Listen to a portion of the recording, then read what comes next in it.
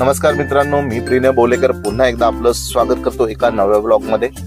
मित्रांनो, बघताय तुम्ही आज गाडीतच ब्लॉग बनवतोय. बनवण्याचं कारणही तसंच आहे, कारण आज संडे होता. संडे आणि तोही शेवटचा, महिन्याचा शेवटचा संडे.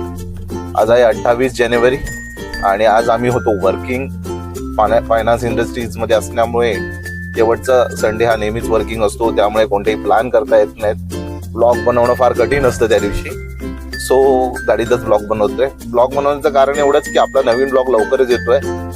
त्याचा विषय आहे कॉर्पोरेट.